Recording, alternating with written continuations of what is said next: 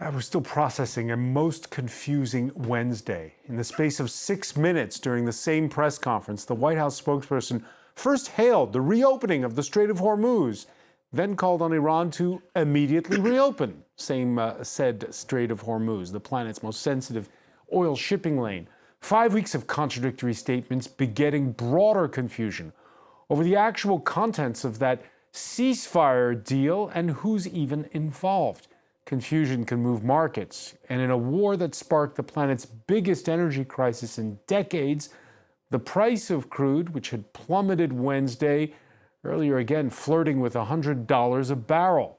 Amidst the volatility, there are always those that smell a chance to make a quick buck. We'll ask who's profiting, how, whether it's simply smart investing or, with so much power now in the hands of a single man, we'll ask whether scrutiny's warranted inside of Donald Trump's cabinet about accusations of the blurring of lines between national interest and personal profit. If it's oil producers like Saudi and Russia doing it, well, that's one thing.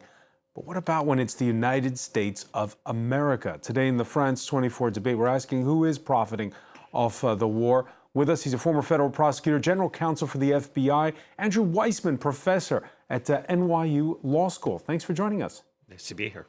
With us as well, Humayun Falakshahi, head of crude oil analysis at the commodity and shipping analysis firm Kepler. Is that pronouncing it right? That's right. Yeah. Thanks for joining us. Human rights lawyer Camille Gosson of the firm WJ Avocat, WJ Lawyers. Yeah. Good to see you again. Craig Kapitas, columnist for Turkey Today, the author of the book Metal Men, amongst others. How are you? Okay, Francois. On the go, by the way, you can listen to the show wherever podcasts are streamed. This list of confusing items that we've seen since February the 28th runs long. Here's one that caught our panel's eye. This was early afternoon Paris time. Donald Trump had spoken to ABC News chief Washington correspondent Jonathan Karl Wednesday, who tweeted out, "I asked President Trump if he's okay with the Iranians charging a toll for all ships that go through the Strait of Hormuz. He told me there may be a joint U.S.-Iran venture to charge tolls. We're thinking of doing it as a joint venture. It's a way of securing it, also securing it from lots of people. It's a beautiful thing." Andrew Weissman, is it a beautiful thing? No, obviously it's not a beautiful thing, and it's also hard to talk about this topic solely from an economic point of view because there's so many wrongs here in terms of international law, in terms of what the United States has done. But economically, I try to put what is happening in the context of American and British history in Iran. So about 75 years ago, there was regime change orchestrated by the United States because of oil.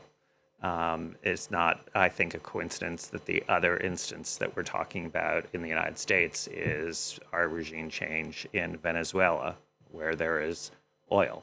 And so you have Donald Trump, who is a businessman, talking about, oh, can I get part of this toll that's going to be imposed on the Strait of Hormuz? It's what he did in Ukraine when he said to Zelensky, if we're going to actually support you, we actually want a cut of your minerals. I mean, all of this is so anathema to the way that America under prior administrations had been operating. But there is a history of America doing things for financial reasons. So, Humayun Falakshahi, the reference to 1953, I believe, right? There from Andrew Weissman. Is this just the way things go when you scratch the veneer? Or is this unprecedented? The President of the United States saying, well, we'll do a deal and we'll share the toll. I think this is really down to the position from the Europeans and the Asians since the war started. So to me, this is very unrealistic and pretty funny. And I think Trump is just trolling these players, Europe and Asia, in terms of So when he says this to the ABC News reporter, he's just winding up I mean, that's my allies. interpretation, because I really don't think this is anything realistic. In the next few years, months, I don't think you could actually be doing this, whether that's the Iranians or the Iranians together with the U.S. So if you start here, you would just set up a precedent. Then what would happen around the Strait of Gibraltar, what would happen around the channel between France and the UK, around the Strait of Malacca. So I think it's very unrealistic. And to me, it's just Donald Trump actually kind of trolling the Europeans and the Asians. And I would just say on the oil side that I think for the US, it's the US administration. I think it's more strategic than oil. Obviously, they wouldn't have done this if Iran was not a large oil and gas producing country. But I think it's more strategic than that. I think they want to take the likes of Venezuela, Iran, maybe Cuba as well next out of the China's sphere of influence. They know that the real enemy over the next 40, 50 years is going to be China. And so they want to weaken China by, I think, taking these countries out of their influence. Could Kapidis, possible when he talks about, we'll share the revenue from the toll, that he's having a bit of a laugh, a bit of a go? No, Donald Trump is a professional grifter. He has been a professional grifter for his entire career. Under any other U.S. administration, he would be under investigation and likely in jail by now. He is no better than a Genovese, Gambino, Colombo, or Gigante crime family member. He is worse than Enron. So you think he's serious when he says... Yes. He'd He like should to be share the revenues. defenestrated like someone at this table once defenestrated Arthur Anderson. But that's not going on anymore because there is no will. Trump is a grifter. One brief example. Since he's been president of the United States, he has issued over 1,600 pardons. Those pardons, when you get a pardon, you get executive clemency. You no longer have to pay the fines that are attached to those criminal charges against you. Those fines so far have amounted to over $1.3 billion. All right, so that's money that doesn't go into the state's coffers. Well, that under any other administration, had those kinds of pardons gone down, with those kinds of fines being abrogated, if I'm using the correct term, there would be huge investigations by the Justice Department into what happened to those funds. We don't see those now. That's the grift. So what? I'd like to know. Grift means that you're scamming. He's pardoning, but that's not a scam as such. No, grift is a combination of a drifter and graft, which means you're running a con. With that kind of money is out there, I'd like to know where that money that has been saved is going. Are these people who are being pardoned, is any of that money, as happened under Bill Clinton, by the way, with Mark Rich, is going to the White House? Is it going to any of Trump's friends? Is it going into Trump's coffers? I don't know the answers to these questions. What I do know is that under previous administrations, there would be rigorous Justice Department and journalistic investigation into those funds and other things, such as what he just said to ABC News. We don't see that anymore. We haven't seen it for 10 years. Do those remarks that he made to ABC News warrant an investigation, Camille Gausson? Legally speaking, his remark raises several issues because, first of all, we have to remind ourselves that Donald Trump is an acting head of state. And so that means that it's very difficult, not to say impossible, to have him prosecuted or even investigated right now for what he is doing. That could be possible afterwards, but it would raise the question that is more on the political side of who is ever going to prosecute or try to judge Donald Trump. The most direct and legal avenue would be the US, but we would have to see if the administration would be willing to do that. And then after that, the other options are the International Criminal Court, which could do it. 10 years ago, I would not have given the same answer because the ICC did not Wait, just remind us here, why is there a criminal case over that comment? There could be a criminal case because, as it was said earlier, when when you have flux of money, you are supposed to be able to identify them. And when you're not able to identify them, it's likely that there is a criminal offense. And it's under international law, we don't have internationally recognized criminal offenses, but in national laws, we do. And so in the case of Donald Trump and the US, there could be insider trading or corruption or lack of declaration of accounts or other criminal offenses that could be characterized. But that would bring us to the legal forum of who would try and investigate that, and that would be the US. And so we end up at the gate of having someone open a case against Donald Trump in the US, which is, I think, legally impossible as long as he is acting head of state. Acting head of state. And that brings us back to a point that Humayun made earlier, which is not just the Strait of Hormuz. Now, clearly, for instance, in the anti-toll booth camp is the United Kingdom, which, if it wanted to make a couple of quid, could monetize its own straits. Dover, Calais, Gibraltar, and the Mediterranean. What I'm making clear is, as part of the international maritime law, this is a transit route between the high seas.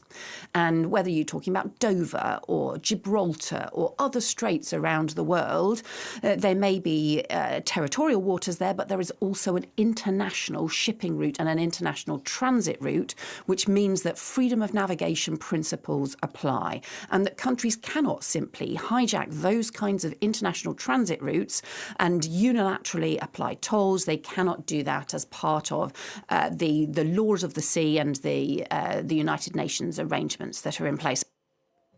Humayun Falakshahi, is this piracy we're talking about here? I think so. Yeah. I mean, the regime in Iran has a history of taking hostages and moving into these piracy moves. That hasn't started this time, even though this time obviously it's impacting everyone globally. But I think it's a regime that uses the same techniques as you could have seen, for example, during Nazi Germany. And they know that it works. So as long as it works, they will continue to do it. If Andrew Weissman, the United States, does not enforce that international maritime law that Yvette Cooper was talking about, who's going to do it? Well, I don't know if anyone's going to do it. I mean, you could have America, which a lot of people are saying this is a signal of its sort of coming demise. It's sort of widely viewed in the United States that this was a spectacular failure and shows a real sign of weakness on Donald Trump's part. So yes, could you have other countries that band together? Possible. But the United States still is a major player here. So I do think it is that the one statement is not really the focus of, in terms of the thing that's worrisome. To me, it's like you have a president who bombed another country without having set forth evidence as to why we were doing it, without clear goals. You have him threatening a war crime, which fortunately he didn't carry out, which was to bomb civilian targets. That, to me, is, if that had been carried out, that is where I see the ICC we wouldn't have to worry about things like insider trading, which could be going on and it could be revealed later. But the real sort of the reason for sort of worrying about this is the idea that you have the president of the United States having threatened a war crime to try and bring someone to the table. All right, let's talk about that, because actions matter, so do words. Maximalist bluster is no longer bluster when you're the president of the United States and when you've got the nuclear codes at your fingertips. The whole world pays attention when he talks about a whole civilization will die tonight, never to be brought back. Now, fortunately, no civilization was wiped from the earth on Tuesday, but traffic's at a trickle in the Strait of Hormuz. And since February the 28th, the president's words have often moved markets. Donald Trump's war secretary, for instance, there you see the graph showing some of the times when Trump statements, again, have moved markets. And okay, I guess that's normal. You're the president of the United States. But since the statements can be contradictory, it does raise eyebrows. his Secretary of State denying a conflict of interest, for instance, after a Financial Times report asserted that Pete Hegseth's broker at Morgan Stanley contacted BlackRock in February about a multi-million-dollar investment in the assets manager's Defense Industrial Active Exchange-Traded Fund. This was just before the launch of military action against Tehran. Andrew Weissman, again, under the Justice Department that you worked under, would there be an investigation going on right now? Absolutely. Right now, in the United States, if you are a friend, you will not be investigated or prosecuted. In fact, we're seeing cases that are concluded, for instance, with respect to Steve Bannon, being dismissed by the Department of Justice. So for friends, there is no threat whatsoever of an investigation or a prosecution. For foes, what you're seeing is investigations that look everything to be like a sham, including the head of the Federal Reserve, where a federal judge has quashed that investigation, saying it was done in bad faith. That's just one example of the real eradication of the rule of law. We will only know in another administration the kinds of things that are ongoing with respect to the kinds of sort of economic corruption that could be going on. Are there people sort of gathering evidence on the quiet, or is nothing going on? You know, that is a fascinating question, because one of the things that the Department of Justice has just put out that's now public is they have said that the congressional statute that requires the administration, every administration, to retain records, this administration has said that is unconstitutional. So to me, that signals that it's not at all clear that the records that you would want to have in another administration to see is there wrongdoing will be extant after this administration leaves. Craig Kapitas, how do you how do you rebuild a Justice Department after that? Well, you know, I don't know. We have precisely 1,019 days to go until the next inauguration of a new president of the United States. So we're going to see 1,019 more days of this grift. It's like the Force. It's very powerful, the grift. And it's going to continue. And there is no will to stop it. And I think it's history here. Andrew brought this up before. History is very, very important in how you parse this stuff. Back in the day, there were a number of white-collar criminals, Mark Rich being one of them, the oil trader, who was convicted, at the time the most wanted white-collar fugitive in the world, who made numerous attempts to the Reagan administration to bribe Reagan officials to give him a pardon.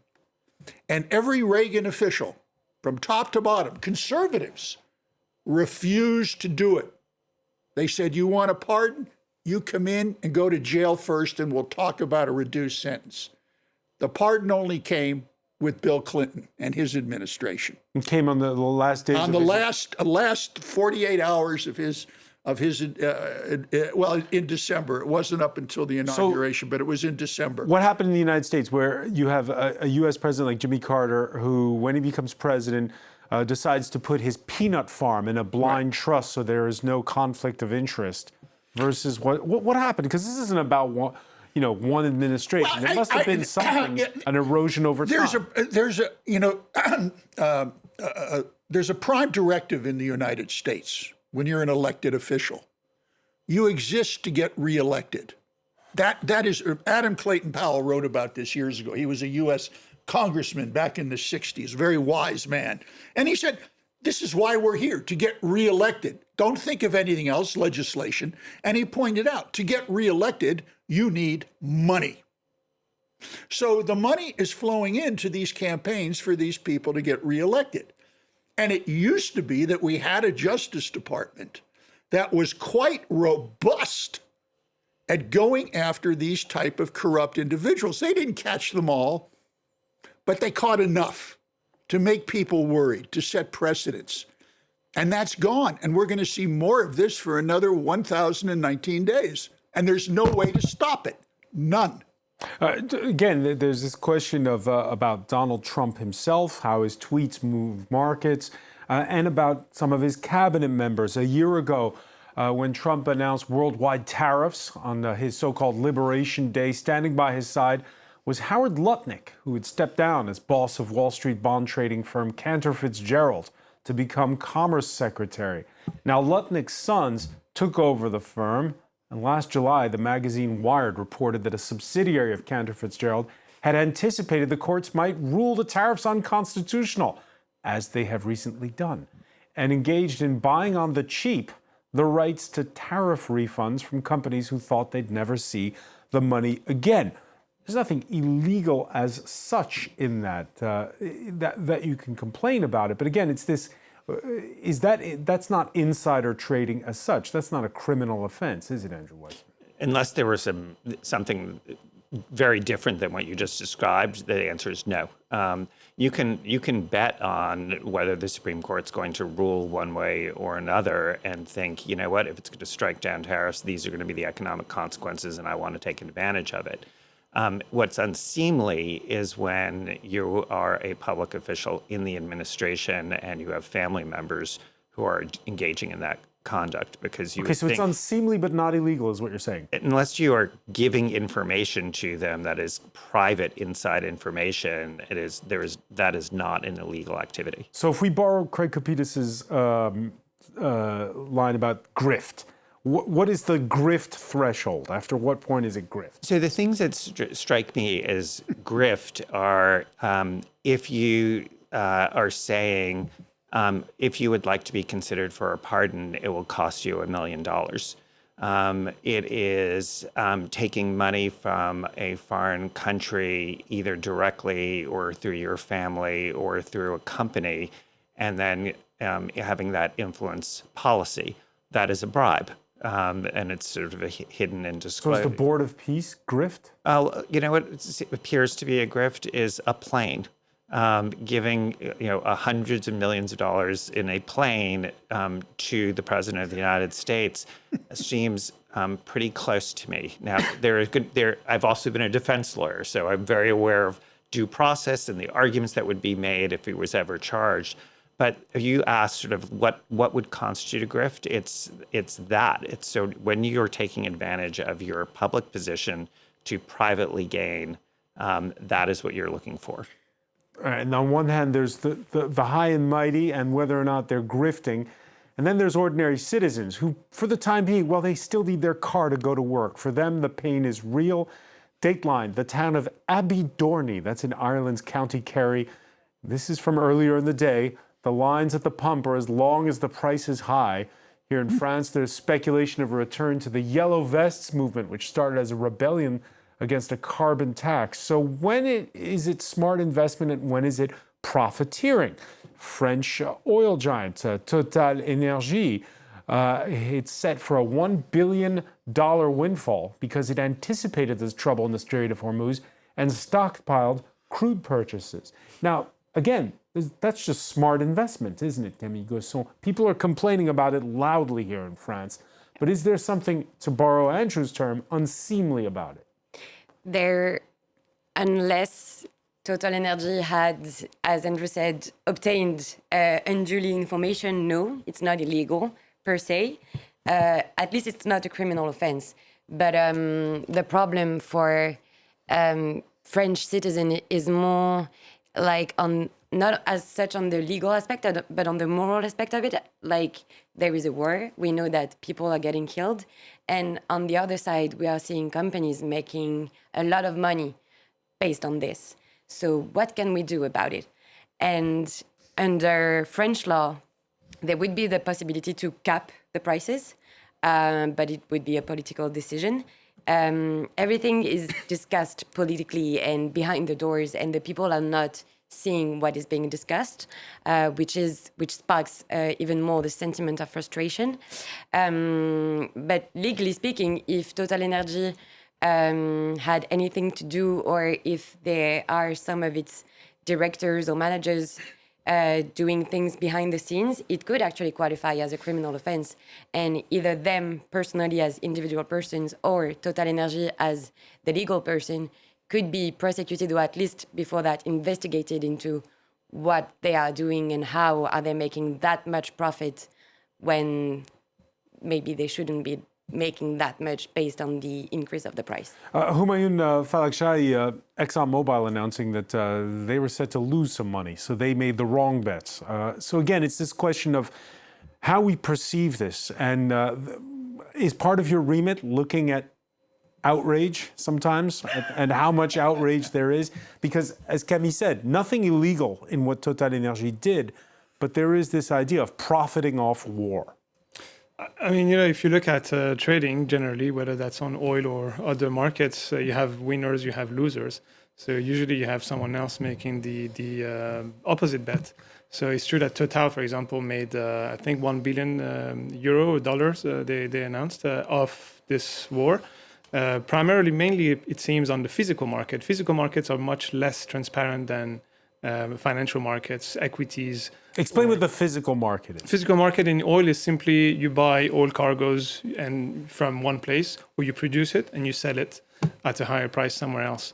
So either they had the information or they had a good intuition. But Total here, they moved really early in this crisis and they bought a lot of cargoes from the Middle East before the Strait closed.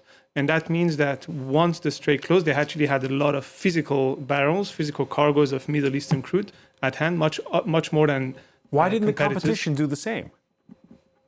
I don't know. You need to ask them.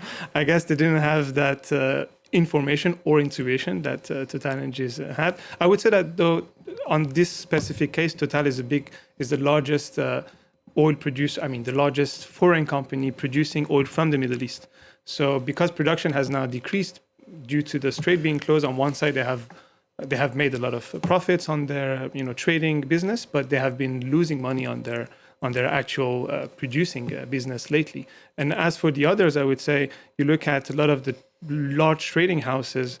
Apparently, at the beginning of this crisis, at least a lot of them lost a significant amount of money. We're talking about $1 billion. So you have winners, you have losers. It's part of the trading game. And the sort of the fluctuations that we've seen, not just in oil and gas, but in all commodities, precious minerals, most notably, since Donald Trump came to office. Is this just normal? Is this what just, if you look at the long arc of history, that's just normal? Or is it worse than before? I think when it comes to metals, it seems that we're in a super cycle. Usually in commodities, you have cycles that, it's always fluctuating, volatile over the next over years. You have a certain commodity that increases in prices for a few years and then that decreases. The trend changes. So in metals, it seems that we're in a super cycle, mainly led by the kind of de-dollarization that is happening globally, and the fact that especially Asian economies and most specifically China has been stockpiling a lot of metals, gold, silver, to name some, but also copper is also going to be very important for the growth of electric vehicles, EVs. As for oil, actually, we were in a very oversupplied market before this war. So it's also why you look at oil price, they have increased, but they haven't skyrocketed. I mean, Iran before the war, or at the beginning of it, was saying if you attack us, you will see $300, $400 per barrel oil.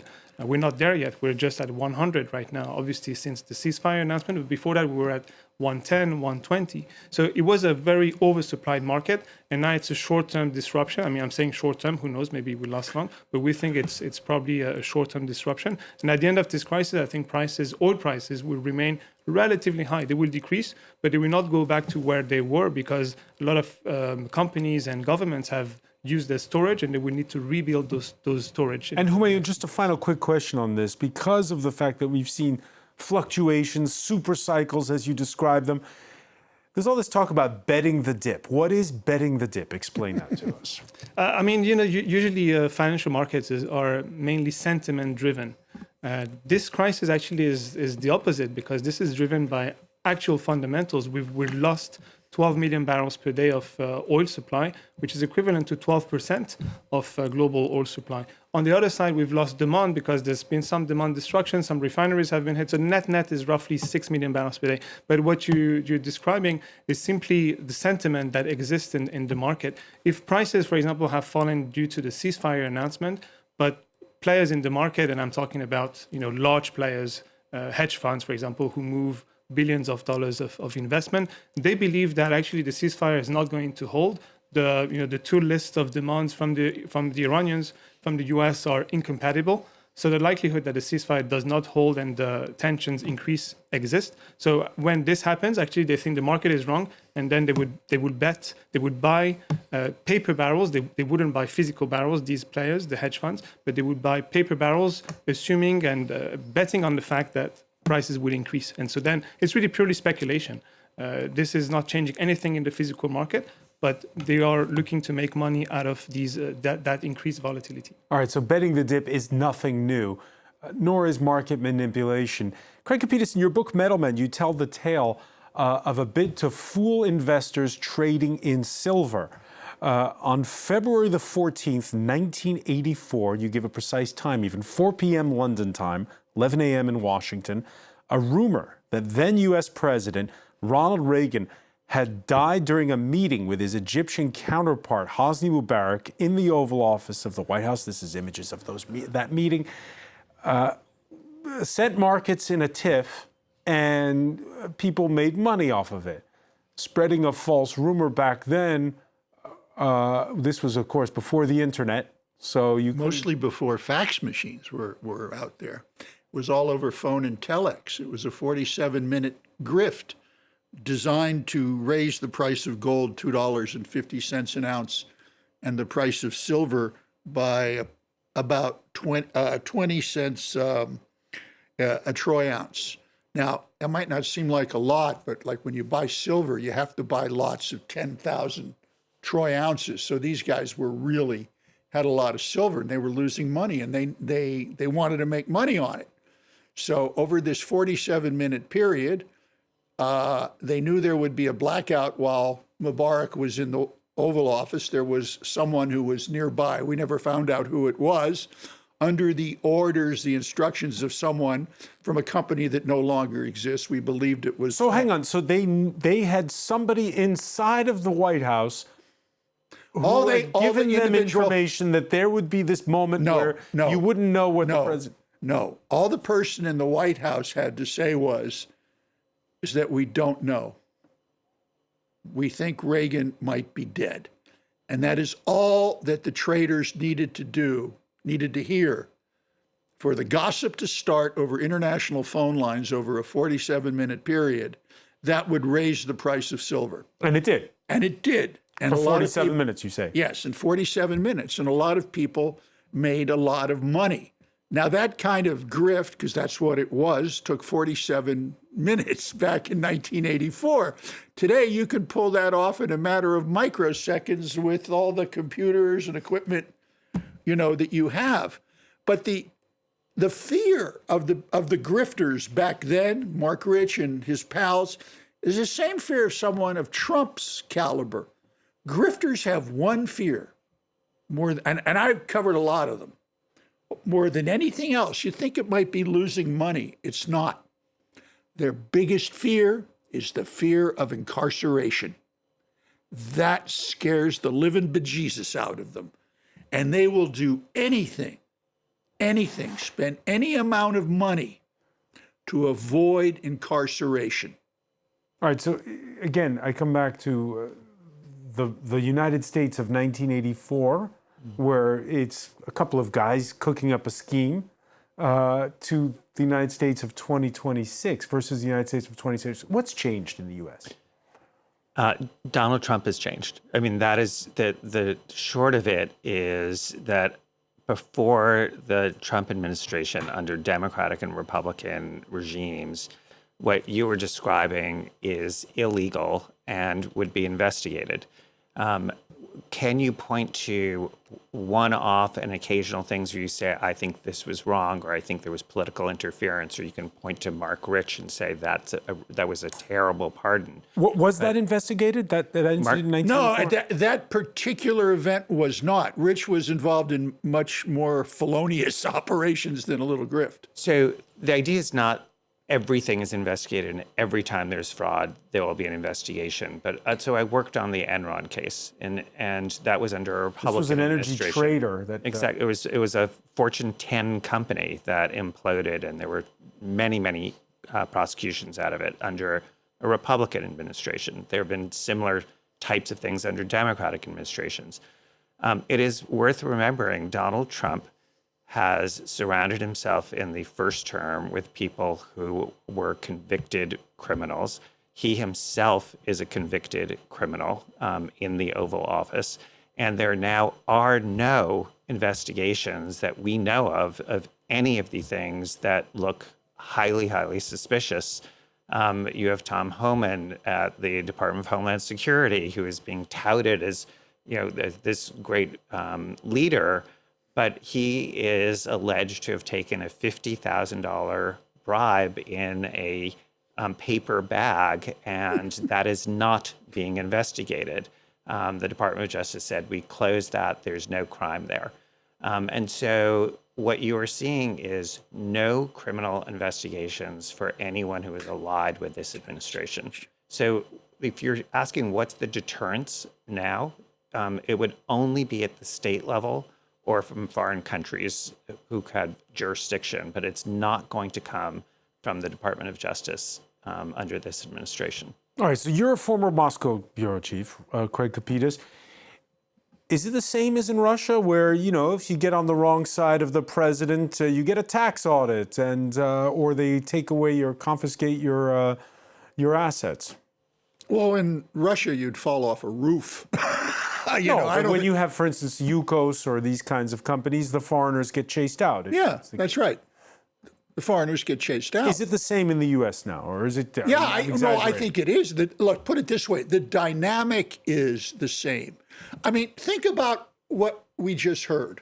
Okay, we're sitting at a table with a former federal prosecutor, who, by the way, in his day was considered the Prince of effing darkness. If you had to go up against him and ask the people at Arthur Andersen or Enron, I have. Okay, and he is powerless, even though he's retired, to go after these grifters. And his colleagues are powerless to go after these grifters.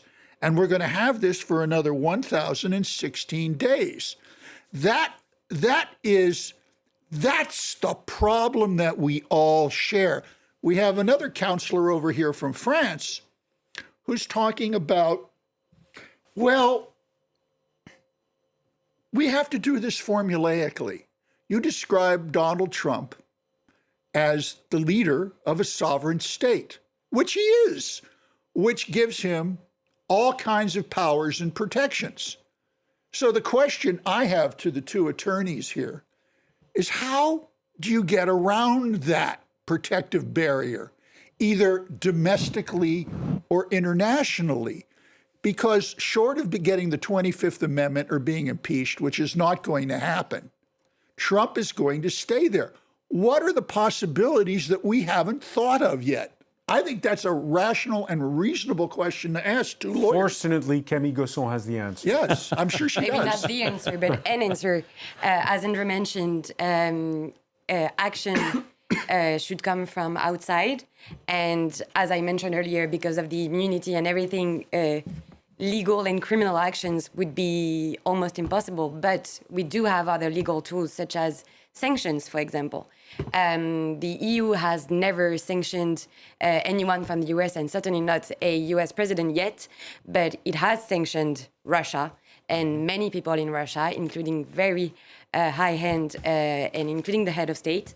So it's a tool that is available, and we also But is that realistic when you know that the United States has 38 military bases in Europe, that most of the air forces in Europe depend on U.S. technology? Maybe not yet, but the EU also has to maintain an image. And if the US is adapting to the same model as Russia and is turning into what you described earlier and has the same way of working, then the EU might have to react. And in order to stay true to its past actions and to legitimate the sanctions that it's been maintaining and evolving against Russia, it will have to take action against the US. So let me put the question to you in a different way, Camille Gosson. When we saw the Canadian Prime Minister Mark Carney at the Davos World Economic Forum effectively say that there are two sets of rules. There's the so-called middle powers, and he included Canada and the likes of France in that, and then the superpowers. And there are different rules for each one. I mean, it shouldn't be the case, but we all know that it is, because Donald Trump is saying things and doing things that other head of states are not doing and will not do. But maybe I'm too optimistic, but I believe that there are actions available, and maybe one day the EU or a state within the EU will react and do something about it. Humayun Falkashai, you deal every day in cross-border trades. International law matters to you. I mean, if you look at the oil market, it's a very globalized market, and I mean, what happens in one place has an effect at the other side of the planet as well. That's why, for example, even though the U.S. is a net exporter of oil, they produce oil. They actually also have, as you mentioned, an increase in prices at pumps there. So I think when you look at international law, it is very important, especially for the trade, for the flow of oil to continue.